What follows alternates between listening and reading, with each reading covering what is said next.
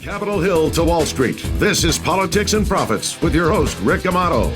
Welcome, everybody. I'm Rick Amato. It's time for Politics and Profits. We follow the trends on Capitol Hill that lead to the profits on Wall Street. We expose the hard facts of what your elected officials are doing when you're not looking. And we show you how you can profit from their politics. The American dream is alive and well, and you can be proud to call America your home. And now, it's Rick Amato. All right. Part of 2021, of course, is the real estate market. And what I mean specifically is, despite the economy, despite the uncertainty with the pandemic and people working from home and businesses being shut down, that one sector of the economy which is doing well is real estate. And that's primarily because of interest rates at a record low, mortgage rates at a record low. So what does that mean for the real estate market over the next 12 to 18 months? I'm talking in particular the housing market, residential housing. And are there other parts of the country which are doing better than others? Join me at this time from Atlanta, Georgia, is contributor to Politics and Profits. She's real estate wealth strategist. She joins us from the East Coast, if you will, from Atlanta, Georgia. Not quite the coast, but close enough. Lorraine Beato. Lorraine, good to see you. See you too. Thanks for having me back. So, Lorraine, how's it looking there on the East Coast? You know, here in California, people are flocking. There's a trend to get out. We're seeing a trend to get out of New York. People going to Florida. I'm going to North Carolina. I'm going to assume Georgia. What can you tell us about the East Coast? Some general thoughts. Well, I'll speak for the Southeast. The Southeast is it's on fire. As you said, a lot of people leaving some of these other larger metro markets, and Atlanta is a large metro market as well. And we just have a lot of people coming in. Inventories at the lowest I have ever seen. I have been in this market for 24 years. And we're at 30 days, and it's crazy. It's absolutely crazy. There's way more buyers than we have inventory right now. Is it because of the mortgage rates? So I think mortgage rates have a lot to do with it. I don't know that we'll ever see mortgage rates this low again. I think for Metro Atlanta, we have a lot of people coming in because we're still a big, tech area. There's a lot of tech in Atlanta. We're also now called, the Hollywood of the South. That's right. A lot of movies being filmed here. And compared to like New York or California, we're still very affordable as well. Yeah.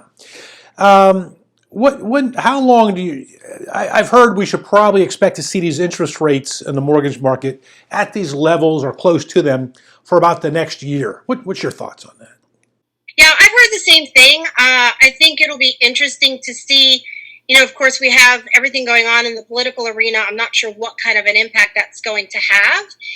And I think that they'll stay low as well. Probably, I've heard the same thing. I think the challenge isn't going to be the interest rates. I think the challenge is going to be, I've got clients right now that want to move. They want to put their house on the market and sell, but they don't have anywhere to go. And then the other side of that coin is with interest rates so low and people buying so low, how's that going to affect the next 2 or 3 or 4 years when you have people that want to sell, right?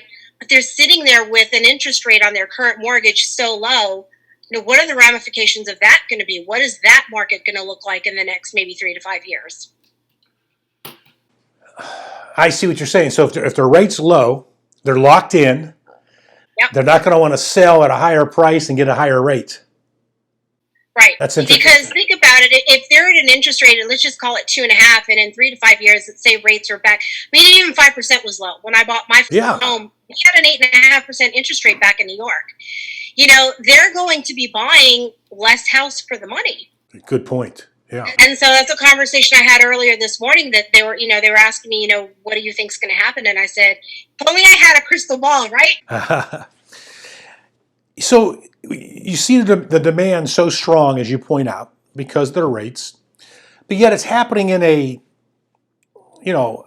fragile economy, for lack of a better way of putting it. Are you seeing people coming in with in the buyer's market? Are these established people in their personal lives, or are you seeing people struggling with their business or their employment? So a lot of my personal clients, and I was just referred, a first-time home buyer. He's 22, graduated college early, has a great solid job, saved up his money, and he's ready to go, and he's been pre-approved. So I think that the people that we have right now that are looking to buy, right, are in good, steady jobs. They can work from home. They can work, remotely. It's a different level of buyer. I just had another conversation this morning with a colleague of mine that said, "Hey, I have a first-time home buyer looking at a down payment assistance program. What do you think?" I said, "I don't think it's going to happen because there's so much demand. We're seeing, 10, 15 offers on a property, $10, $20, $30,000 above the list price." And I'm not talking high-end properties. I'm talking, the median I think our median price point in Atlanta is right around 290. But even in the 3 to 350, when you see prices jump or offers going $30,000, that's 10% higher. That's quite a bit, and it's knocking a lot of people out because when you're working with a buyer, you get their pre-approval, you have a letter, their pre-qualification, and you're like, okay, you can go to 300, for example, and then they're getting bid up to 330, 340. Those buyers just got knocked out, and it's just really challenging right now if you're a buyer. I mean, sellers are loving it because they can pick and choose what they want. And, we have a lot of foreign buyers that are coming in with cash. That 290 price you threw out there, you said a nice neighborhood, not crazy upscale, but nice. Is that a 3-bedroom, 2-bath, or what is that? Yeah, you're pretty much at a 3-2, depending on what city you're in. We also have subdivisions out here. I don't know about California. I'm used to New York with neighborhoods, and that'll go by subdivisions. You can be in a neighborhood that's 250 to 300, for example, and go across the street, and you're in a neighborhood that's 400 or 500. Wow, I'm not quite sure that that's the case here in California. It's what's across the street from you is pretty much what you have where you are.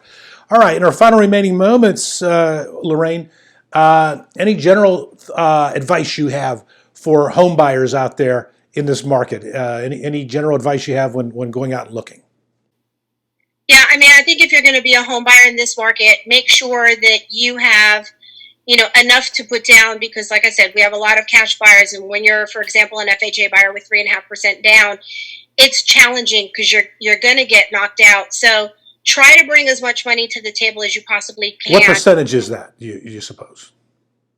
I think you need to be at 10 or 20%, and that's really, really difficult. A lot of my buyers have been 3.5% or 5% down, and multiple offers, and they're getting kicked out. I would also try to see, don't just have a pre-approval, a pre-qualification letter. Have a pre-approval letter. Get through underwriting. Have them pull your credit, verify your assets and your employment, so that you can narrow. You can narrow your due diligence period, your inspection period as much as possible. You can narrow your financing period. And, a lot of listing agents have gotten smart, and they're calling the lender to make sure that buyer is as solid as is presented on paper. And so just be armed as best as you possibly can. Lorraine Beato, should I say real estate wealth strategist. Thank you for joining us. Thank you. I appreciate it. Broadcasting from the Liberatory CPA Studios. Back with more after this. Politics and Profits with Rick Amato is brought to you by Liberatory Accounting, the IRS problem solvers. To find out how Liberatory Accounting can help you, call 877-6-SOLVER. That's 877-6-SOLVER.